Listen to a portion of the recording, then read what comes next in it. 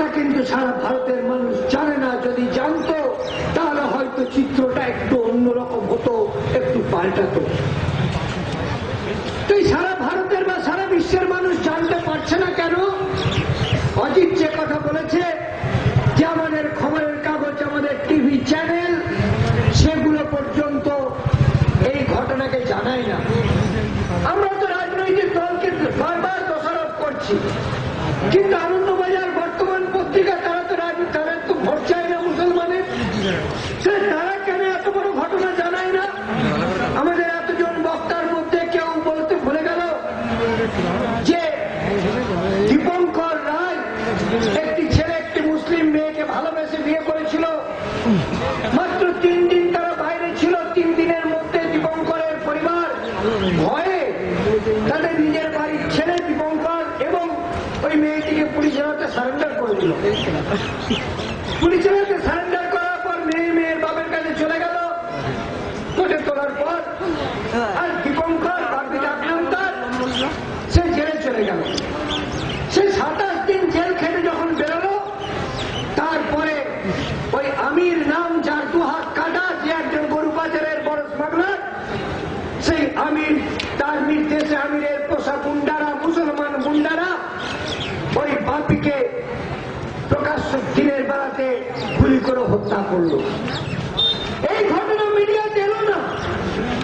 এটাই আমাদের দুর্ভাগ্য যে আমাদের আনন্দবাজার, বর্তমান, প্রতিদিন, স্টেটসম্যান পত্রিকা, আমাদের টাইমস অফ ইন্ডিয়া, টেলিগ্রাফ পত্রিকা, এরাও এমন এক অদ্ভুত সেকুলারিজমের মন্ত্র জপে, যে সেকুলারিজমের মানে হলো যে মুসলমানের দ্বারা হিন্দুর উপর অত্যাচার হলে সেটা কোনো ঘটনা নয়, সেটা মানবতার উপর কোনো অত্যাচার নয়।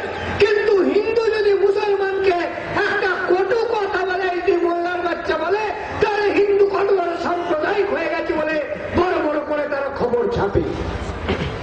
এই যে বিকৃত ধারণা সেকুলারিজমের, এটা শুধু রাজনৈতিক দল নয়, আমাদের তথাকথিত শিক্ষিত বুদ্ধিজীবী এবং সাংবাদিকগুলো তারা এই রোগে আক্রান্ত।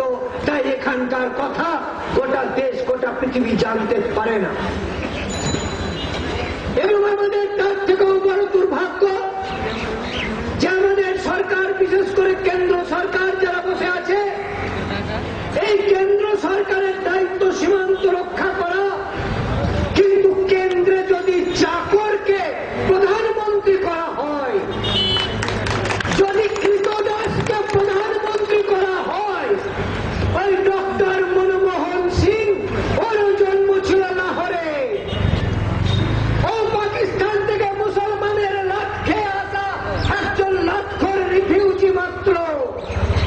সোনিয়া গান্ধী তাকে বেছে নিল কারণ মেয়েও করতে পারে না, কারণ খোঁজ করতে পারে না।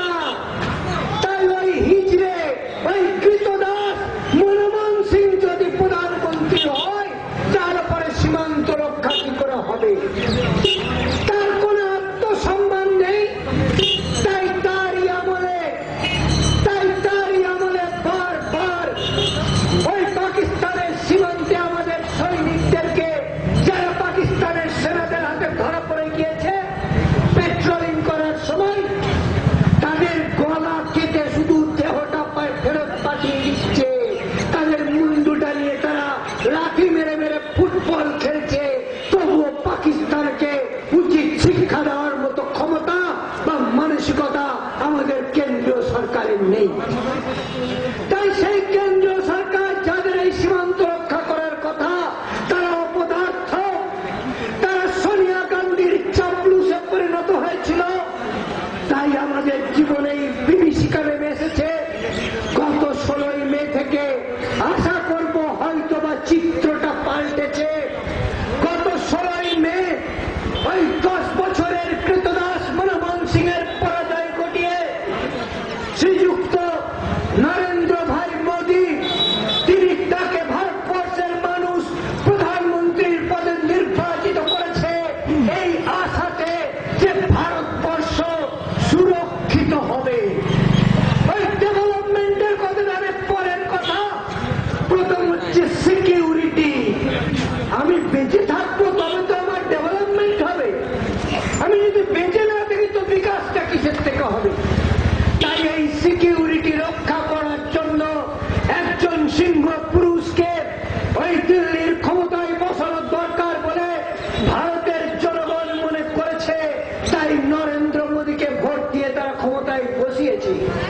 কিন্তু মনে রাখবেন বন্ধু, নরেন্দ্র মোদী আর বিজেপি এক নয়। একথা ভুলে যাবেন না যে নরেন্দ্র মোদী আর বিজেপি এক নয়।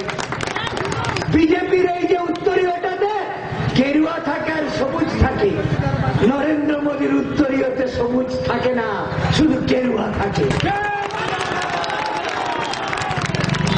নরেন্দ্র মোদী আজমের শরীফে চাদর চড়াতে চান না, যা বাজপেয়ী আদবানিরা প্রতি বছর বছর গিয়েছে। নরেন্দ্র মোদী মাথায় ওই জালি মার্কা টুপি পরে ইফতার খান না। নরেন্দ্র মোদী প্রধানমন্ত্রী হয়ে প্রথম কাজ কি করেছেন না বেনারসে কাশিতে গিয়ে মা গঙ্গাকে পূজা করেছেন, যা বিজেপির কোন নেতা কোনদিন করেনি, যা বিজেপির কোন নেতা কোনদিন করেনি। ওই বিজেপির বড় বড় নেতা ছিলেন বাজপেয়ী, আদবানি, সুষমা স্বরাজ আর কত বড় বড় নেতা। তারা পেয়েছিল 2004 সালে 140টা সিট আর 2009 সালে 116টা সিট। সেই বিজেপি যদি থাকতো তারপরে এবার পেত 46টা সিট। সেই বিজেপির ওই সবুজটা হটিয়ে বিজেপির গেরুয়াকরণ নরেন্দ্র ভাই মোদী করতে পেরেছেন বলে আজকে তিনি 283টা সিটকে নিয়ে 283টা সংখ্যাগরিষ্ঠতা নিয়ে তিনি আজকে ক্ষমতায় বসেছেন। তাই আমি আশা করব, যে আশা বিজেপির কাছ থেকে কোনোদিন করিনি, যে আশা বিজেপির বড় বড় মন্ত্রীরা ওই মাসুদ আজাহারকে জম্মু কাশ্মীরের জেল থেকে নিয়ে গিয়ে আফগানিস্তানে ছেড়ে দিয়ে চলে এসেছিল, যে মাসুদ আজাহার তারপরে লস্করে তৈবা করে ভারতবর্ষের ঘুম কেড়ে নিয়েছে, সেই মাসুদ আজাহারকে ওই বাজপেয়ী আদবানির সরকার ছেড়ে দিয়ে এসেছিল। তাই বাজপেয়ী আদবানির বিজেপি আর নরেন্দ্র মোদীর বিজেপি আলাদা, এ গোটা দেশের মানুষ বুঝতে পেরেছে। তাই 2009 সালে 116টা সিট জনগণ ওই পার্টিটাকে দিয়েছিল। আর 2014 সালে যখন নরেন্দ্র ভাই মোদী এবং তার সুযোগ্য শিষ্য অমিত শাহ যখন উত্তরপ্রদেশে ওই মুজফ্ফরনগরে আমার হিন্দু মেয়েদেরকে বারবার ধর্ষণ করার ঘটনার পর অমিত শাহ গিয়ে যখন ওই মুজফ্ফরনগরে বলেছিলেন, ভাই সাহেব याद रखना ये चुनाव बदले की चुनाव है, ये चुनाव बदले की चुनाव है। ওই উত্তরপ্রদেশে 2009 সাল মানে এর আগের বার লোকসভা নির্বাচনে বিজেপি কটা সিট পেয়েছিল জানেন? কেউ জানেন দাদা? 10টা। 80 উত্তরপ্রদেশ, 80 সিটের উত্তরপ্রদেশ। সেখানে বিগত লোকসভা নির্বাচনে 2009 সালে বিজেপি সিট পেয়েছিল 10টা। কেন না? তখন বিজেপি সেকুলার ছিল, তখন বিজেপি সেকুলার ছিল। তারা ওই মুশারফ আর নওয়াজ শরীফকে আলিঙ্গন করতে তাদের প্রাণটা জুড়িয়ে যেত। তাই উত্তরপ্রদেশে সেদিন 10টা সিট পেয়েছিল। আর নরেন্দ্র ভাই মোদীর শিষ্য অমিত শাহ যখন বললেন मुजफ्फरनगर ये चुनाव बदले का चुनाव है, जिन्होंने हमारे माँ बहन का इज्जत लूटा उनका बदला लेना चाहिए। एक কথা যখন অমিত শাহ বললেন, আর তখন ওই 10টা সিট দিয়েছিল যে উত্তরপ্রদেশ, সেই উত্তরপ্রদেশ এবার কটা দিয়েছে? 80টার মধ্যে কটা দিয়েছে? 73টা সিট দিয়েছে। কেন 73টা সিট দিয়েছে? তারা হিন্দুর কথা বলেছে বলে, তারা গঙ্গা পুজো করেছে বলে, তারা এই উত্তরীয় থেকে সবুজটাকে সরিয়ে দিয়েছে বলে। তাই 80টার মধ্যে 73টা সিট আজকে দিয়েছে। আমাদের এই রাজ্যেও এর আগে কামদুনির কথা বলল, কামদুনিতে ওই নাকি 18 বছরের কম বয়স ওই মুসলমান ছেলেরা আমার শিবরা ঘোষকে শুধু ধর্ষণ করেনি, তার পা চিরে দিয়েছিল। আর 18 বছরের কম বয়স বলে মমতা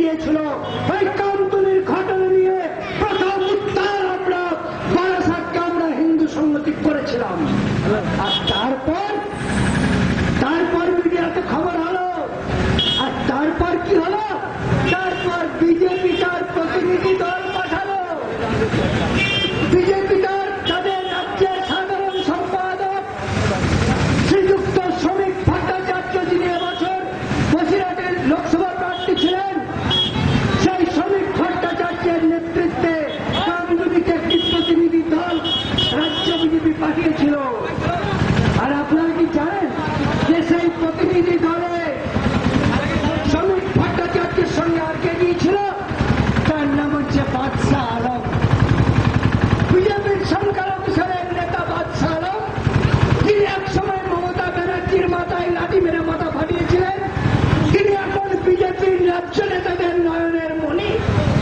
তার কামদুনিতে এই মুসলমানরা আমার বোনের প্রতি শুধু গণধর্ষণ নয়, যে চরম পাশবিকতার পরিচয় দিয়েছিল, সেখানে বিজেপি তার প্রতিনিধি করে বাদশাহ আলমকে পাঠিয়েছিল। কেন?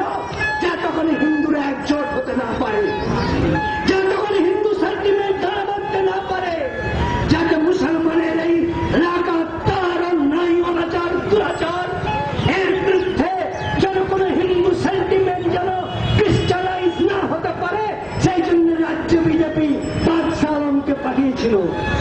আজ থেকে 2 বছর আগে নদিয়া জেলার তেহট্টে জগদ্ধাত্রী পুজো ছিল। সেই জগদ্ধাত্রী পুজো মুসলমানরা আপত্তি জানিয়েছিল, তাও হিন্দুরা জোর করে প্যান্ডেল বাঁধছিল। তখন পুলিশ এসে ওই প্যান্ডেল ভেঙে দিতে যায়, হিন্দুরা বাধা দেয়, পুলিশ গুলি চালায়। সেই পুলিশ গুলি চালানোতে একজন হিন্দু মারা গিয়েছিল তেহট্টে, সেখানেও বিজেপির প্রতিনিধি দলে বাদশাহ আলম।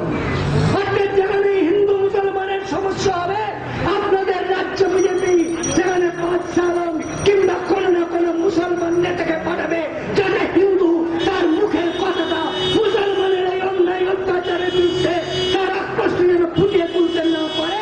তাই এই রাজ্য বিজেপি তার মুসলমান নেতাকে সব সময় পাঠায়। সেই জন্যই তো এতদিন জিরো ছিল, সেই জন্যই এতদিন জিরো ছিল। আর এবার নরেন্দ্র ভাই মোদী ক্লিয়ার সিগন্যাল দিয়েছিলেন, অমিত শাহ ক্লিয়ার সিগন্যাল দিয়েছিলেন, সেই জন্য অবস্থার পরিবর্তন হচ্ছে। এবং আমি ব্যক্তিগতভাবে শ্রীযুক্ত নরেন্দ্র মোদীর অফিসের সঙ্গে সম্পর্কে আছি। এর আগের সমস্ত খবরাখবর আমি নিজে নরেন্দ্র মোদীর কাছে পাঠিয়েছি এবং এখনো পাঠাতে থাকছি। এরপর তার দিকে আমরা আশার দৃষ্টিতে তাকিয়ে আছি। আমরা আশা করছি, আমরা ভগবানের কাছে প্রার্থনা করছি যেন বাজপেয়ীর যে রোগ হয়েছিল, আমি বিশ্ব নেতা হব, আমি নোবেল শান্তি পুরস্কার পাব, পাকিস্তানের সঙ্গে ভাব করে আর কাশ্মীরিদেরকে তোলনা দিয়ে, এবং সেই জন্য হিন্দুর সর্বনাশ হয়েছিল।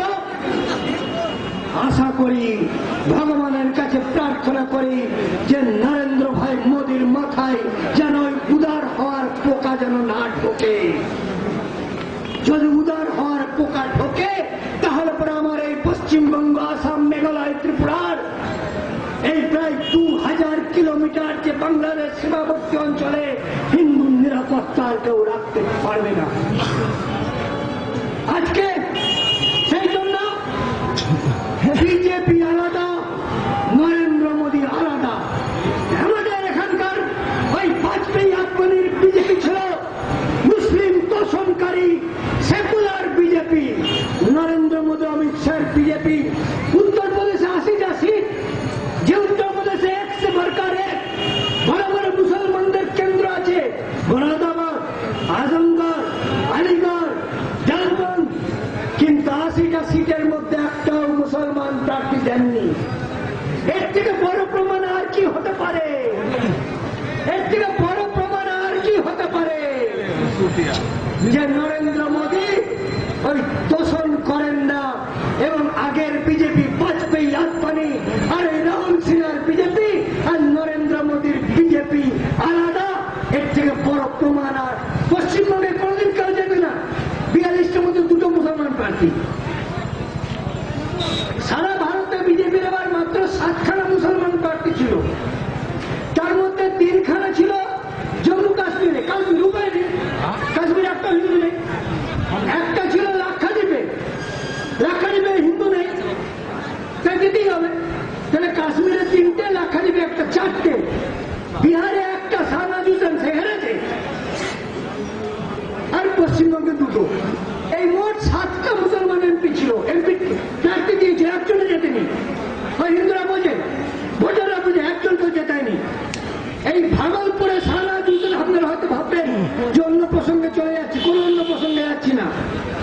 আমি